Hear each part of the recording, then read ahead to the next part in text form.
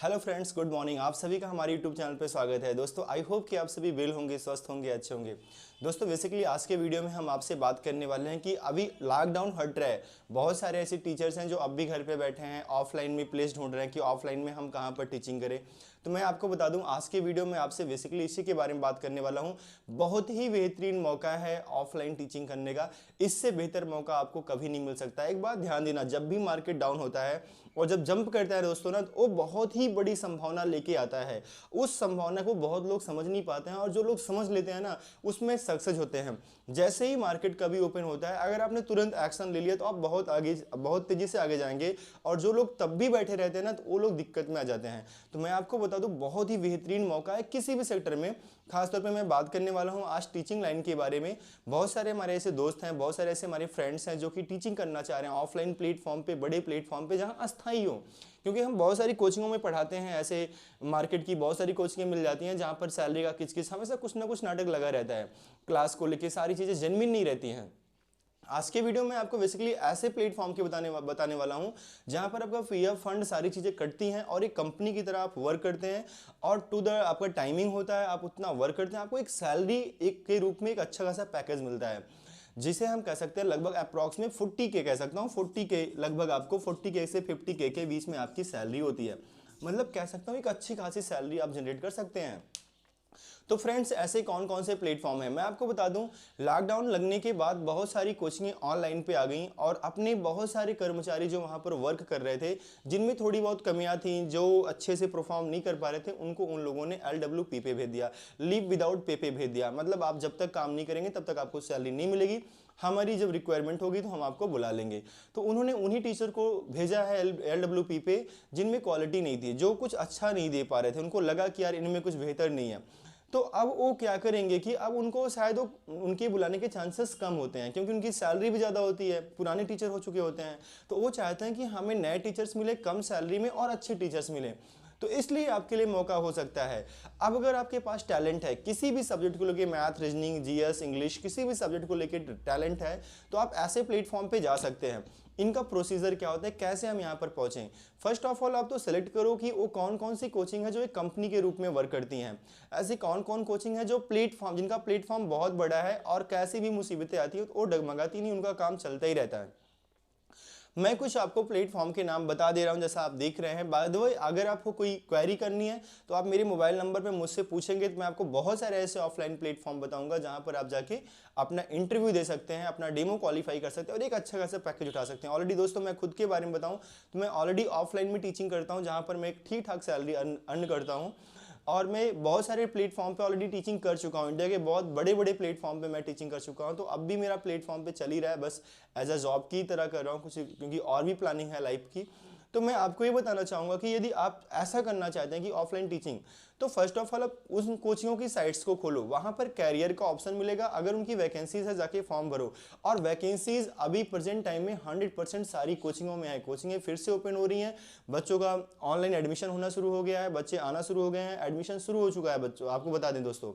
तो इसलिए इनके प्लेटफॉर्म पे वैकेंसीज हैं लगभग कोचिंगों में। जहां पर मैं ऑलरेडी टीचिंग कर रहा हूं, यहां पर भी बहुत सारी वैकेंसीज हैं। वैकेंसीज पर डे टीचर्स आ रहे हैं, डेमो दे रहे हैं, जिनका सिलेक्शन हो रहा है, जो नहीं क्वालिफाई कर पा रहे हैं, फेल हो रहे हैं।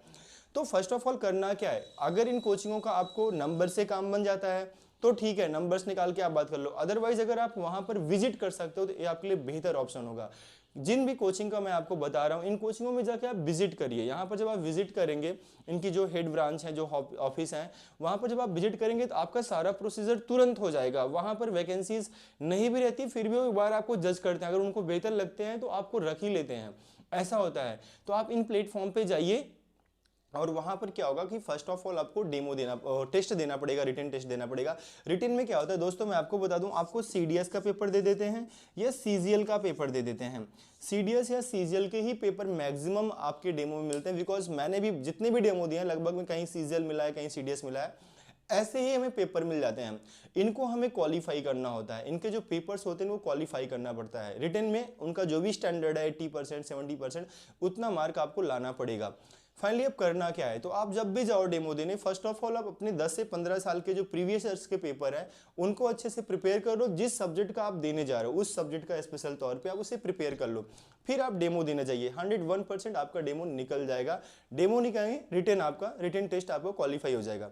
रिटर्न के बाद आपका डेमो सेशन होता है। डेमो सेशन में क्या होता है कि वहाँ पर कुछ टीचर्स होंगे, कुछ कोचिंगों में स्टूडेंट को बैठा देते हैं, मैक्सिमम कोचिंगों में टीचर्स ही आपका डेमो लेते हैं। जब टीचर्स आपका डेमो लेते हैं तो वो आपसे सबसे पहले यही बोलते हैं, भाई आप क्या पढ़ाना चाहते हो, आप जो भी पढ़ाना चाहते हैं आप स्टार्ट कर सकते हैं। तो सबसे पहली बात आपको जो फोकस करनी है, आपको ऐसे टॉपिक को सिलेक्ट करना है जिस पे आपकी पकड़ बहुत अच्छी हो, बहुत बेहतर पकड़ हो और उसको आप अच्छा दे सकते हो। तो आप अपनी स्टार्टिंग जो करो ना, एक डिफरेंट तरीके से करो, जैसा और टीचर जो चीज़ें उनको लगे कि यार ये कुछ डिफरेंट बता रहा है, इसका जो नॉलेज है ना ये डिफरेंट है, अदर से डिफरेंट है, ऐसा उनको लगना चाहिए। क्योंकि आपको बस 2 मिनट तक आपको उस टॉपिक पे बोलना रहेगा, उसके बाद तो तुरंत टॉपिक आपका चेंज कर देते हैं, बोलेंगे ठीक है चलो चलो आप तुम ए पढ़ाओ, या कुछ आपसे क्वेश्चन पुट अप कर लेंगे।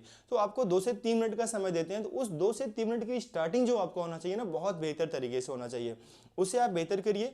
फिर उनके कुछ क्वेश्चंस होंगे, उनके क्वेश्चंस को सॉल्व करिए। जो भी क्वेश्चंस बोलते हैं अगर आपको आ रहा है तो इजिली आप उनका आंसर दीजिए, नहीं आ रहा है तो बस आप बोल सकते हैं सर ये मेरा फर्स्ट डेमो है, थोड़ी सी हिचकिचाहट है, बाकी सारी चीज़ें क्लियर हैं, कहीं ना कहीं कोई दिक्कत है नहीं।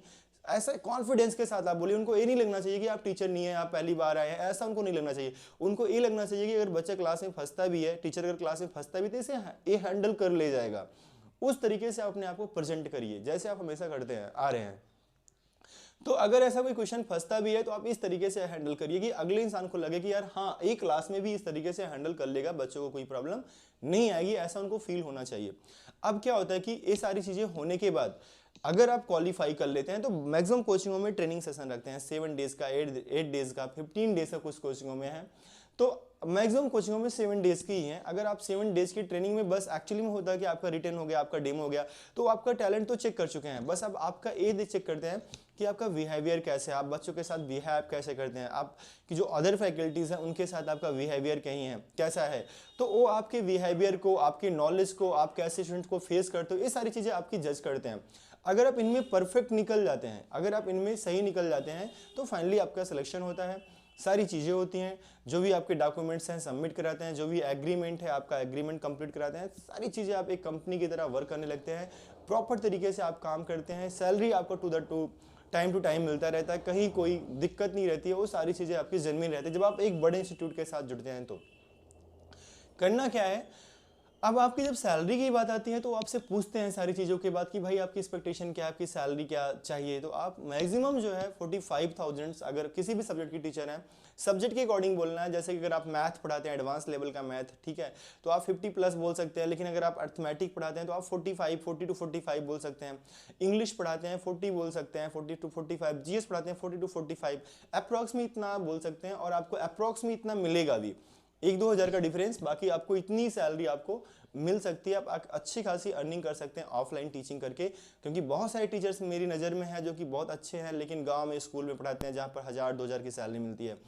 मेरा जो नेक्स्ट वीडियो आएगा दोस्तों उसमें मैं आपको बताऊंगा जिन लोगों के पास बीएड है, जिन लोगों ने बीएड कर रखा है, उनके लिए ऐसा क्या बेहतर प्लेटफॉर्म है जहां पर वो जाके बहुत अच्छी अर्निंग कर सकते हैं। तो मैं आपको नेक्स्ट वीडियो में बताऊंगा। आज के वीडियो में बस इतना है। तो दोस्तों अगर आपको ऐसी ही बहुत सारे अपडेट्स चाहिए और मैं आपको बहुत सारे बिजनेस आइडियाज़ भी लाने वाला हूं अपने चैनल पे, बहुत डिफरेंट चीज़ें आपको बताने वाला हूं, अगर ये सारी चीज़ें आपको चाहिए तो आप मुझसे जुड़ सकते हैं, चैनल को सब्सक्राइब कर सकते हैं और शेयर भी कर दीजिएगा दोस्तों, अपने दोस्त की हेल्प करिएगा। मैं आपको बहुत सारी चीज़ें आपको बताता रहूँगा। सो फ्रेंड्स आज के लिए बस इतना है, मिलते हैं नेक्स्ट वीडियो में, तब तक आप सभी को बाय बाय, टेक केयर। आप सब अच्छे रहें, आप सबका दिन स्वस्थ रहे, मस्त रहें, व्यस्त रहें, यही मैं आशा करता हूँ।